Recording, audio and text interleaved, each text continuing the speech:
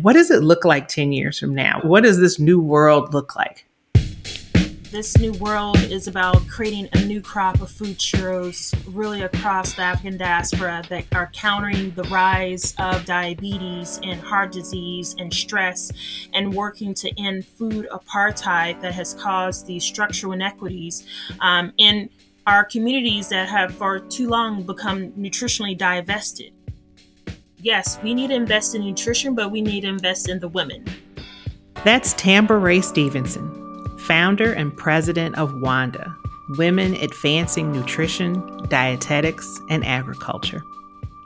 Join us today as we talk with leaders from WANDA about reclaiming our history, writing a new narrative, and redreaming a healthy future where everyday superpowers are activated to nourish communities, mind, body, and spirit. Welcome to Elevating Voices, Ending Hunger.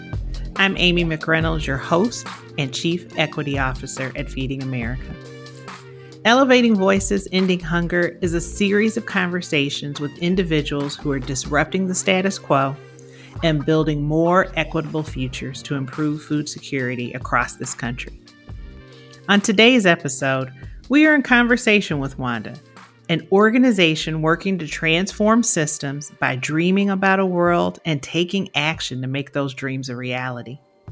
WANDA is focused on building a movement of women and girls of African descent who educate, advocate, and innovate to change the trajectory of their communities. Tell us a little bit about WANDA and what really inspired the founding of WANDA. Yeah, great question. I think for me, being that only Black student in nutrition at Oklahoma State, and just going through that journey of then becoming a mom and living in Washington, D.C. with children who don't have access to nutrition and garden education in the schools, seeing the importance of it to our health and even culture. And all of that together just brewed this idea, having worked, in government and NGOs, looking at, research reports on Africa and chronic disease, and just seeing this shared connection as I'm reconnecting to my own cultural identity of it's like what Sweet Honey on the Rock said, I'm the one we've been waiting for. And so for me, WANDA was like a battle cry of how, as women, Black women in particular, that we're no longer simply consumers, but we're producers, and we can produce not only the foods in our communities, but also transform ourselves into these food churros that can save and heal and feed our communities. And it really was important to acknowledge ancestors before us who were these hidden figures in the food system that never got their flowers. But how do we build on their shoulders and say that we will continue to carry the torch of culinary legacy and see the currency in the work they have done, and share that knowledge, not only in the form of just educating ourselves about food, but also advocating for the changes that we want to see. And so, yes, it is definitely a battle cry to women across not only our communities, but abroad, that we are the fierce food freedom fighters on the front line. And the pandemic has only accentuated this idea even more. Whether we've seen ourselves as food churros, I'm letting you know you are the food churro in our communities that we need. Francio, what was your connection into this work?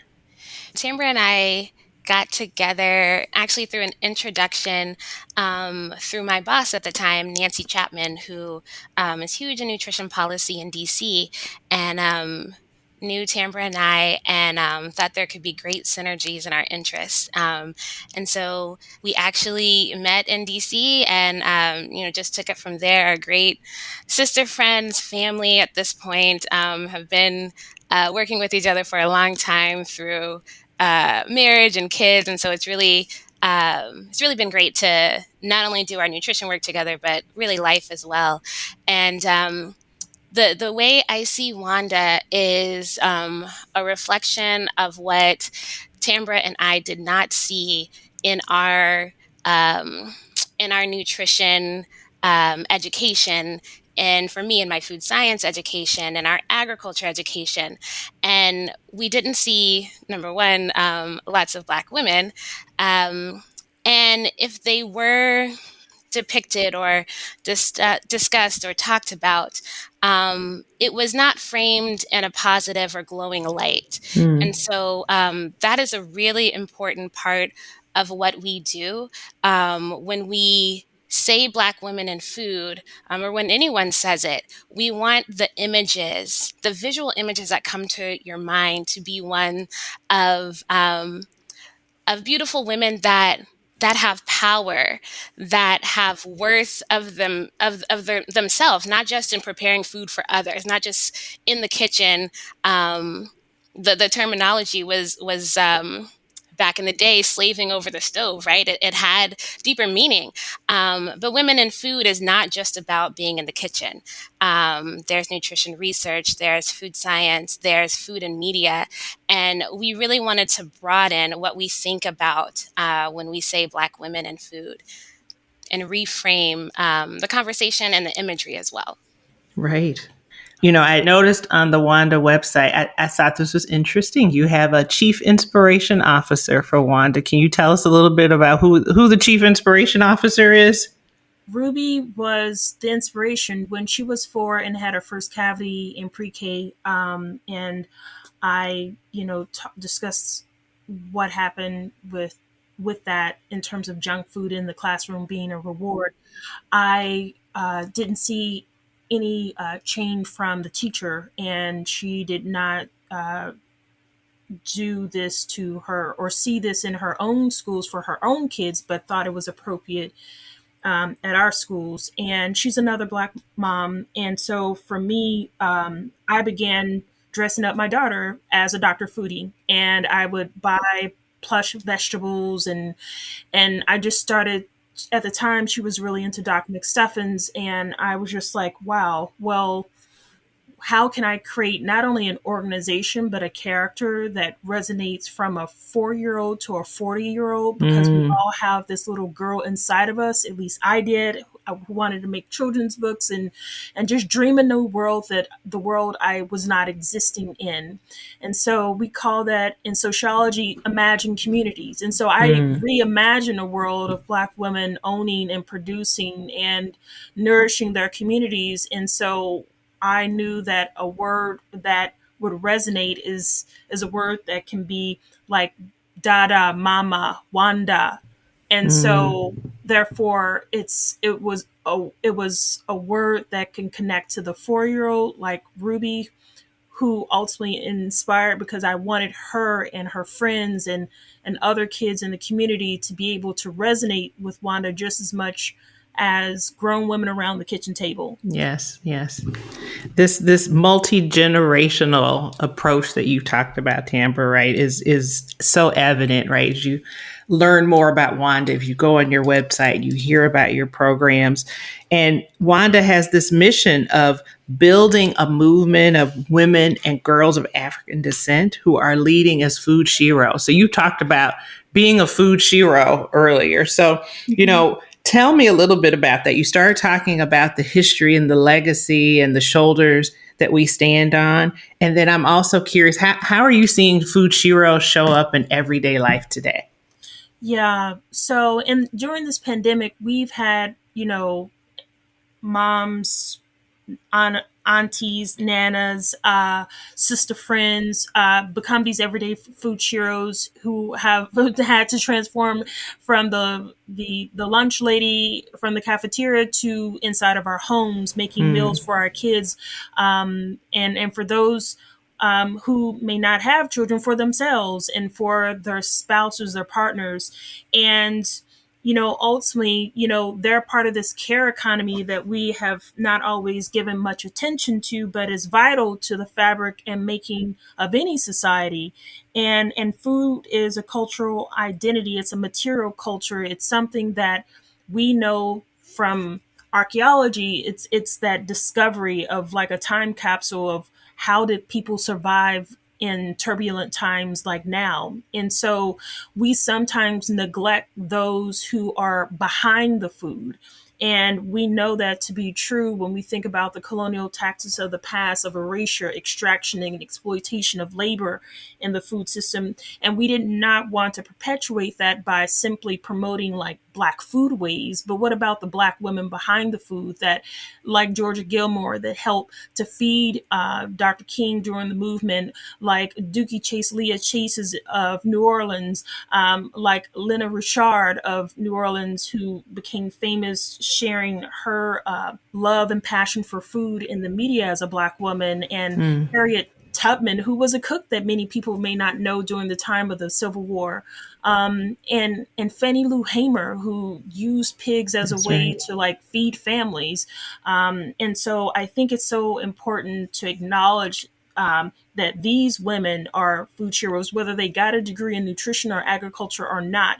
The fact that you in your DNA, because your ancestors were brought to this country because they had indigenous knowledge to help build this food system, is within you. And so unlocking that inner food hero, turning your aprons into capes is what we do.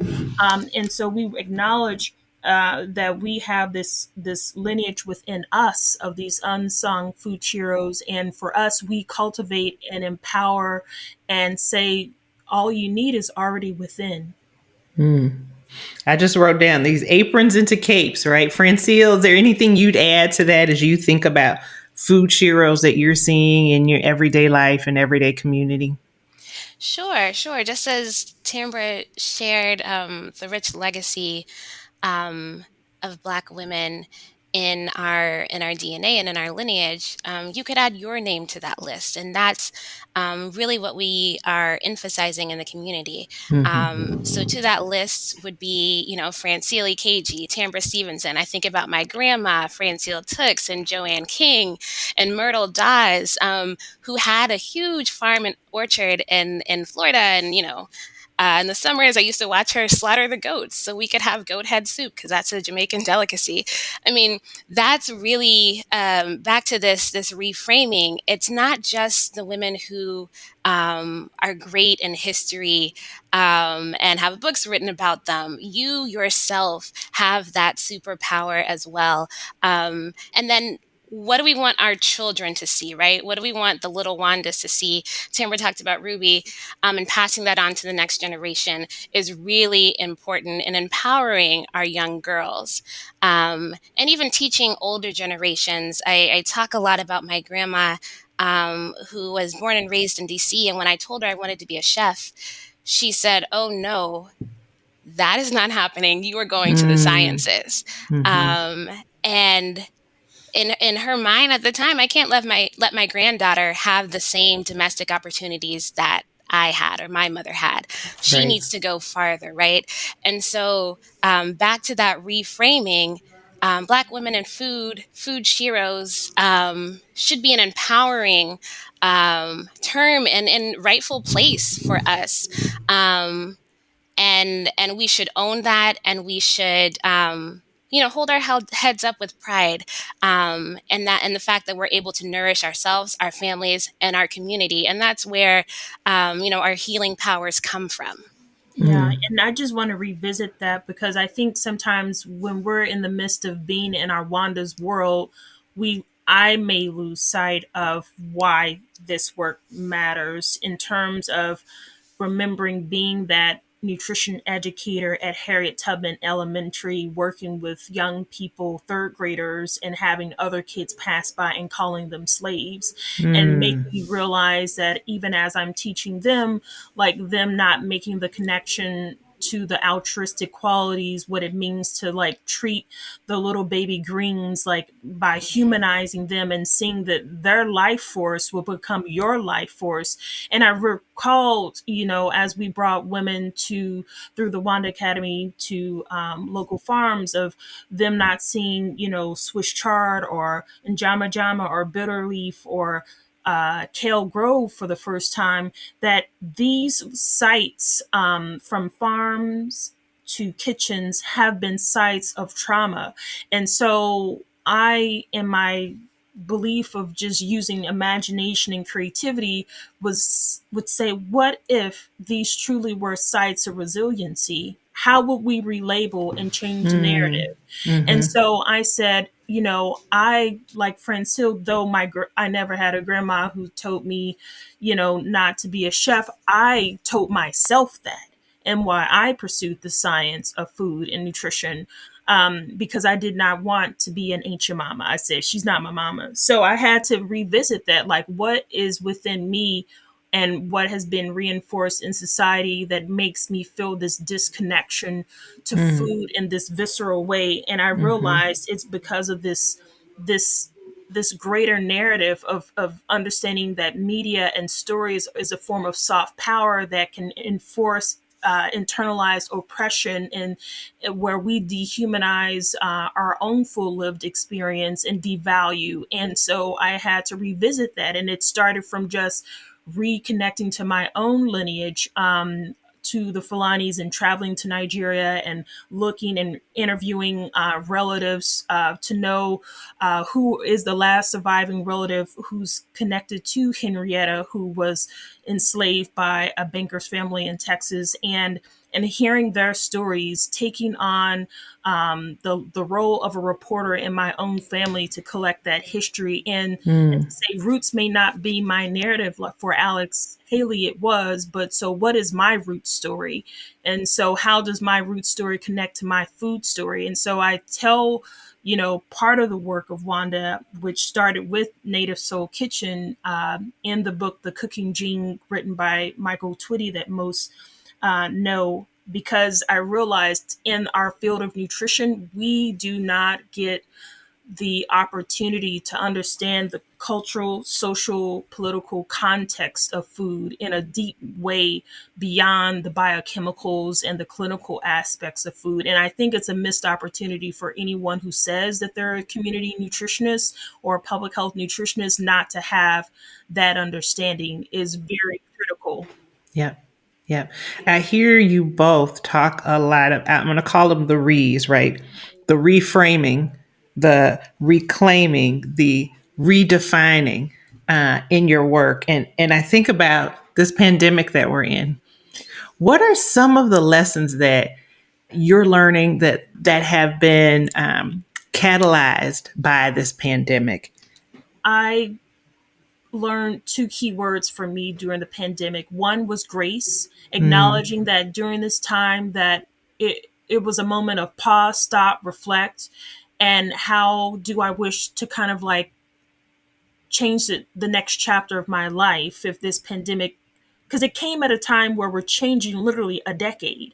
And Yeah. I have to acknowledge that, in the midst of the UN has declared this as a decade of action on nutrition, as well as the remembrance of the transatlantic slave trade. This history fact does not escape me. And so, because of that, I began looking at, well, how am I giving my full self range of freedom? We may be physically free, but are we mentally and emotionally free? Can Mm. we be mad and angry and sad all at the same time? And I realized I was not giving myself the grace to be Mm. angry if I felt justified given all that has happened in society and in life. But then the other part was also giving myself the ability to pivot. That whatever Mm. path I've made been on does not mean that that is my lot in life. And so, how do I decide to see the COVID as a cocoon to metamorphosize as a beautiful black butterfly? And so that's the imagination I've chosen to see this time, and to be able to turn these burdens into a blessing. Alchemist comes to mind. Moya Bailey talks about digital alchemy as the ability to use tech tools and turn them into tools of social justice. Mm. But for me, I choose to use times like COVID and transform it into a moment of transformational change. And so I hope and pray that others can see that as the opportunity and not as the burden. Yes. Francia, what about you? Sure. Near the beginning of the pandemic in 2020, we actually launched our WANDA Academy. But one of the important components, we always focus on cultural nutrition education. We really think the culture piece is vital. And the other piece that became even more important was self care. Um, and I know in popular press and media, often we think about bubble baths or, relaxing with a book, and those things are great. Um, but I really learned from our Wanda women in the academy that it goes further than that. We in Wanda, we really focus on co-creation of our programming, and really heard from the women what they wanted and needed in this time. Again, folks were really still on lockdown and home with their kids all day and all of that. And so we had a session with a therapist to talk about grief. There was a lot of loss going on at the time, and loss of life, loss of our former ways of life, social structures. Sisterhood was another thing that just rose to the top in terms of like priorities in Wanda, but also for me personally. So I really learned on the self care front that again, it's okay to not be okay, at the time. It's okay to let those emotions play out. We had an ecotherapist come as well. It's okay to spend some time in nature and that reconnection. We talked about soil and how important that is and the energy there. And so it just, I learned so much from the women. About caring for myself, and I don't call myself type A, but like an A minus personality. I like things to be in place, but I don't always hit the mark. And hey, I can't beat myself up about that, right? Right. I need to care for myself so I can continue to care for others. I need to care for myself so I can enjoy life. I need to care for myself so I can carry out the purpose that God gave me. And that self care is it can just play out in so many ways. A couple months ago, I realized, one of my things of self care is like, hey, I might have to give my daughter like the organic box mac and cheese one night instead of making it from scratch with with adding butternut squash to the sauce and all these healthy things that I do. Like, hey, I might not be able to hit that mark every time, and it is okay. Yes. And just giving yourself permission.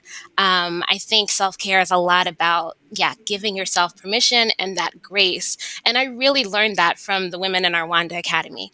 Not coming at it from like a didactic perspective of like, hey, we're going to stand up here and lecture to you about nutrition and how you can take care of your body. But like, hey, I've studied nutrition for many years, 10 years plus, right? I'm a dietitian. And I know a lot in this space, but the community has assets to share too. The grandmas in our Wanda Academy had great knowledge to share too. And just being open to hearing that and learning from them really taught me a lot. Yes. Yes. And talking about self-care, Tamber, earlier you talked about so many folks being part of a care economy. And here we have this opportunity to pivot to really think about self-care and how are we serving ourselves? I'm curious your thoughts about what is it being to serve yourself? It goes back to our values, because the framework and how we guide our lives matter in how we see the world and those around us.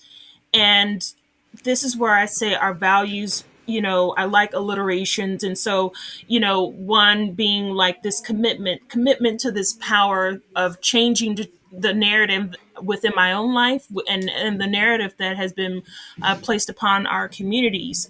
That's not serving us. And so, how do we wish to serve differently? Caring enough to empower ourselves and families. So many times in a moment of depressed times like this, we can choose to own that depression. That's not serving us. So how do we care about us enough to believe that we have a life force still within us to make the change that we want to see.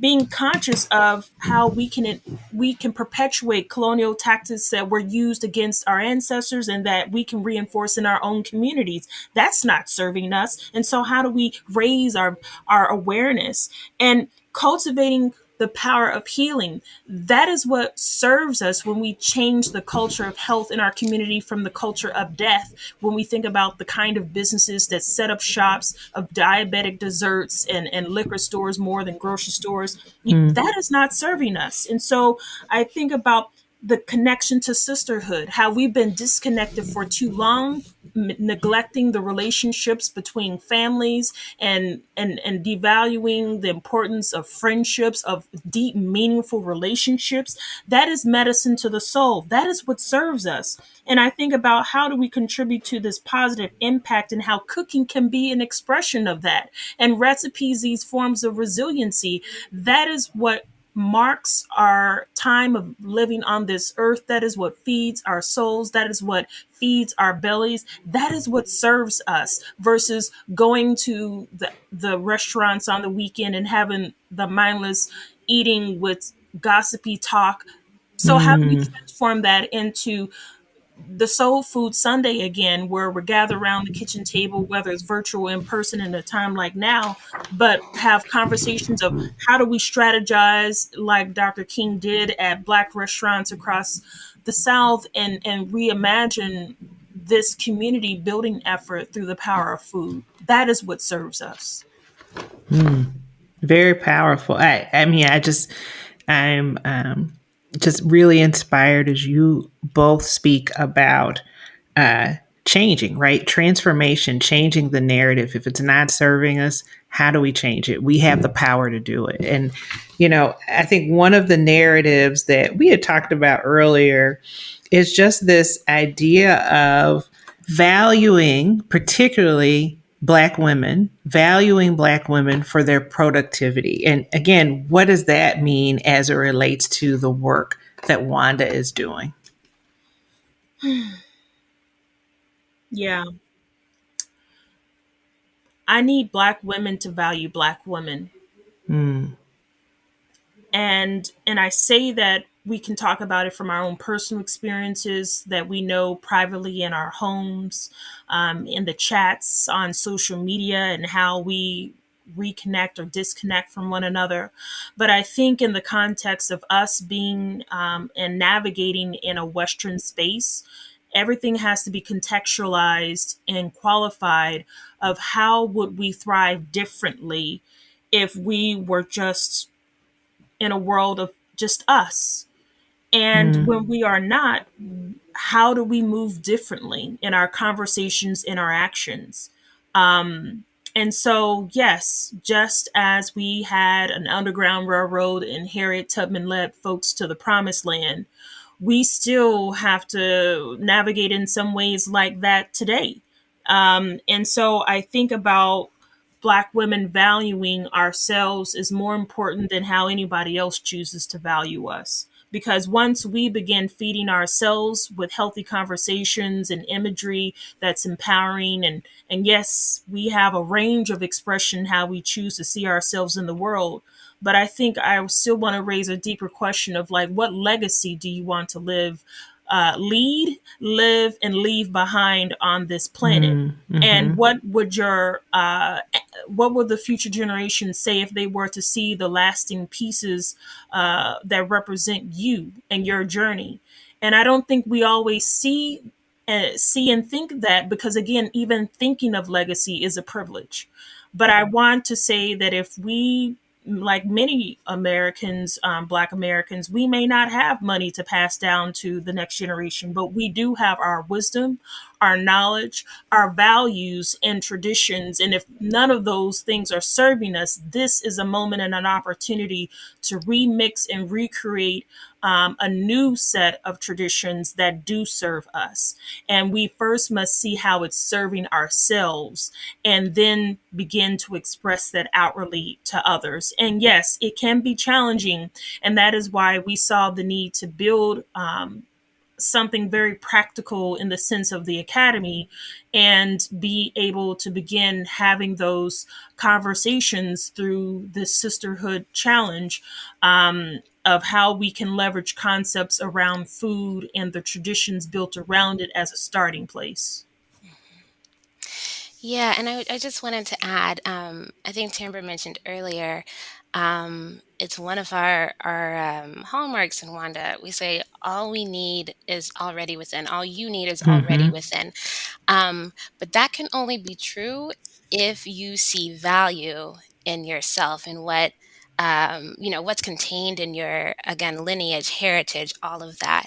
And so, as Tamber says, it's not always easy.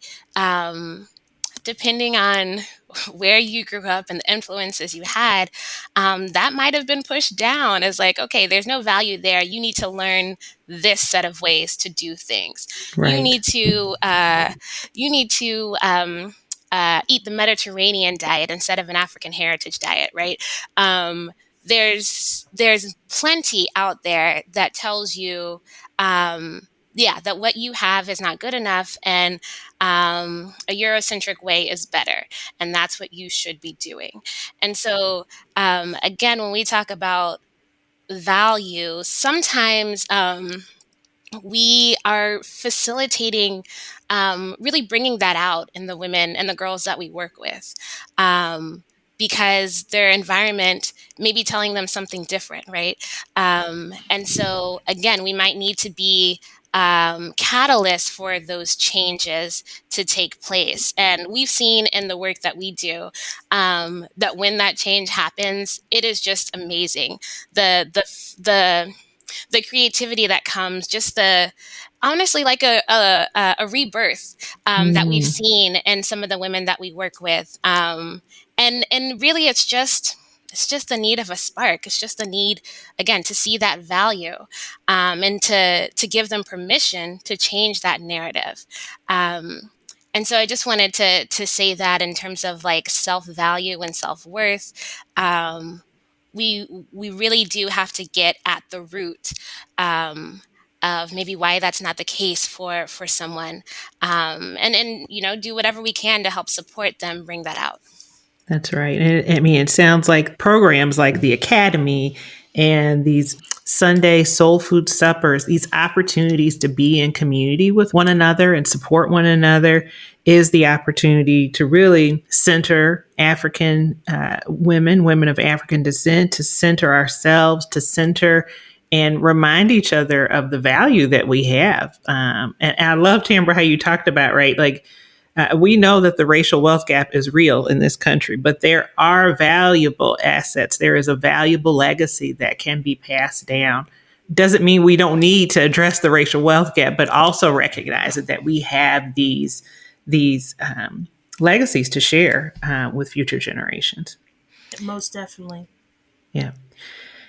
Speaking of future generations, I'm curious as we come to the close here of our discussion, if I think about 10 years from now, we've talked a lot about the work that Wanda is doing to redream a new future. So if you think about what does it look like to bring this movement of 1 million women and girls from across the globe, what does it look like 10 years from now? What does this new world look like?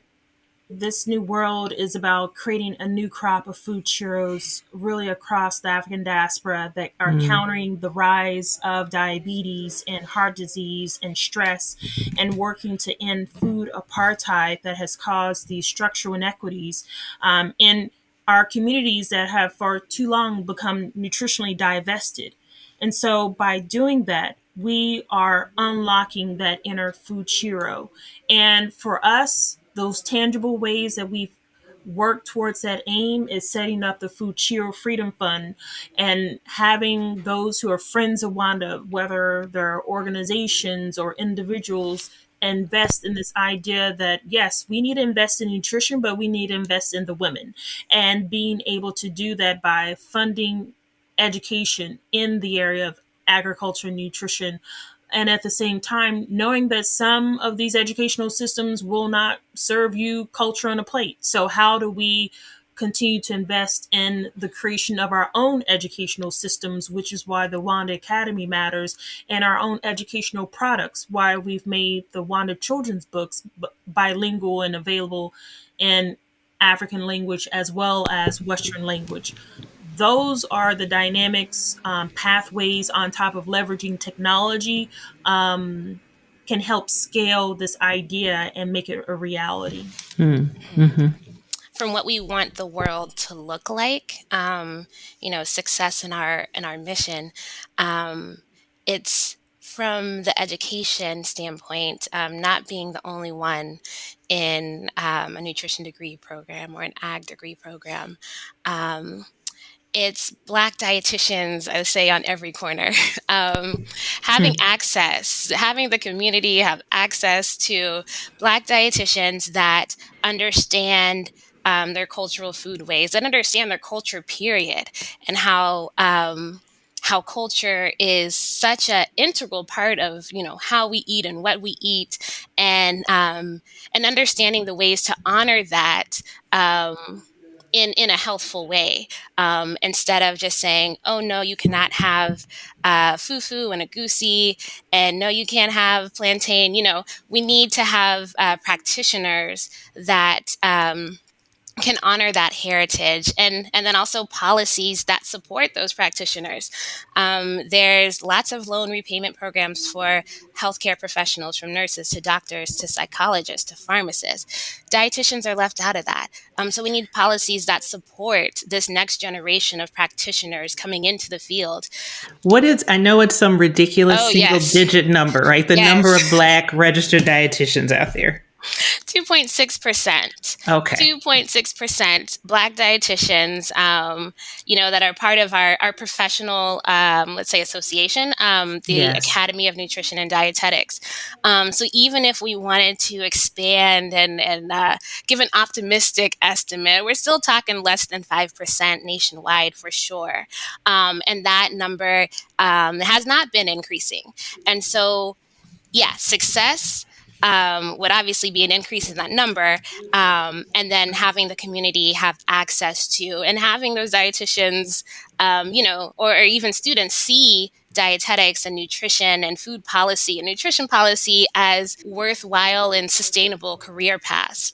Black women owning and leading and producing, and having the capital to start those entrepreneurial businesses, with a social change mindset. I mean, all of these things that I've discussed are what we would like to see and what we're working towards. Yes. And so we thank everyone that's been supportive of the work that we're doing, that have contributed to our Freedom Fund for scholarships or fellowships. And Tambra and I really relish the opportunity to work with students and really give them, again, some of what they're not getting in their formal education. Having a Black woman who can mentor you is really a privilege at this point. And another part of success is like, hey, that shouldn't be a privilege. You shouldn't have to search high and low for that. Yes. And so if we really want to grow this next generation of food Shiros, we've got to have these supports in place. And that's what Wanda has been doing and is working to continue and scale. And how can folks who want to join in the movement with Wanda and or support Wanda, how can people get more information? Yeah, they can go to iamwanda.org and sign up to our newsletter and be able to get updates that way, and also connect to us across social media. We're on LinkedIn, Twitter, Facebook, and Instagram. And we look forward to having you become a friend of Wanda, or see yourselves as a Wanda woman who's making the change that we need in our communities.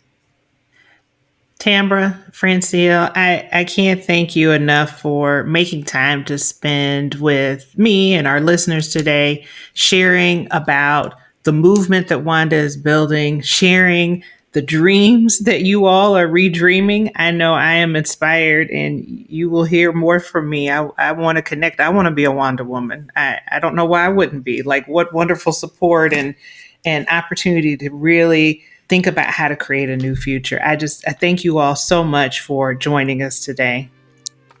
Thank you. It's been a pleasure. Thanks for joining us on this episode of Elevating Voices, Ending Hunger.